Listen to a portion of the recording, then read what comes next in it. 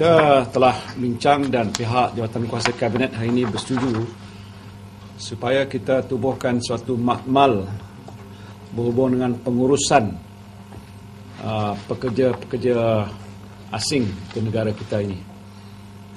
Ini akan mengambil kira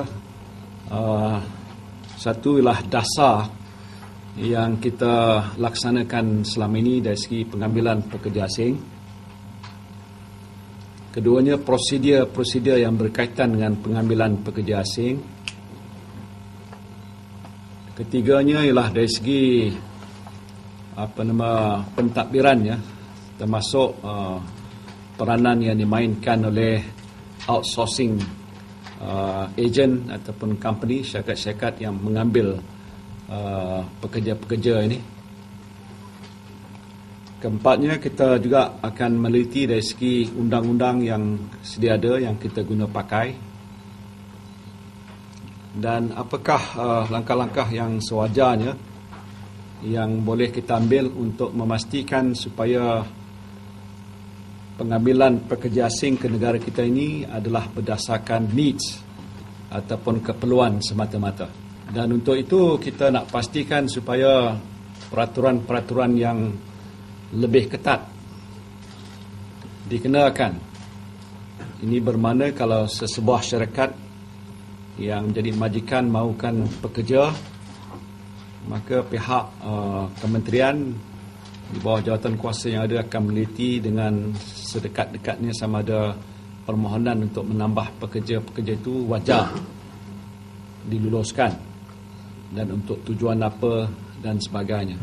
Makmal yang kita tubuhkan nanti akan meneliti peranan outsourcing company ini dan pastikan hanya mereka ini bertanggungjawab untuk menguruskan pengambilan, membawa masuk pekerja, dan selepas itu membekalkan kepada syarikat-syarikat yang memerlukan pekerja tadi.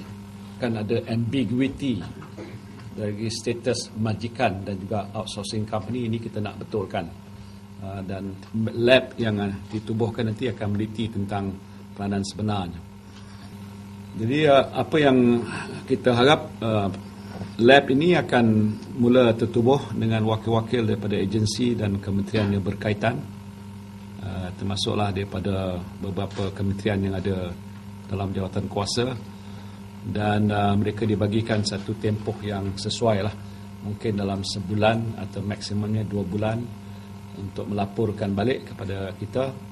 Dan di situ nanti kita akan melihat apakah langkah-langkah baru dan pendekatan baru yang kita perlu ambil untuk memastikan bahawa pengambilan pekerja-pekerja asing ini sebenarnya adalah atas dasar keperluan sahaja, dan di samping itu kita dapat mengadakan sistem kawalan yang lebih rapi. Kita juga mencadangkan supaya makmal melihat tentang sistem bagaimana kemasukan pekerja asing dan kepulangan mereka kembali selepas tempoh masa bekerja itu tamat diuruskan. Sekarang ini saya dimaklumkan agak sukar untuk kita memantau kalau masuk pada hari ini dan mereka harus keluar dalam tempoh 3 atau 5 tahun, apa sistem yang boleh kita gunakan untuk memantau supaya mereka ini akan keluar dalam tempoh waktu yang ditetapkan. Ikut maklumatnya, sistem ini belum ada lagi, belum kemas, belum kemas, dan justru itu kita minta supaya kita kena melihat sistem dan solution yang kita nak gunakan untuk menyelesaikan masalah ini. Makmal ini kita harap akan mengupas segala perkara, bermakna satu total review tentang perkara-perkara yang berkaitan dengan kemasukan dan pengambilan pekerja asing ini kita lakukan. Dan selepas itu nanti Jawatankuasa Kabinet akan melihat semula langkah-langkah untuk memastikan supaya kita ada satu sistem yang kemas. Kerana kalau ikut situasinya, untuk satu tempoh yang agak lama lagi Malaysia masih memerlukan pekerja-pekerja luar negara. Tapi ini tidak bermakna kita harus meneruskan itu tanpa kita mengambil kira faktor seperti menggalakkan orang-orang tempatan diambil untuk mengisi jawatan-jawatan kosong.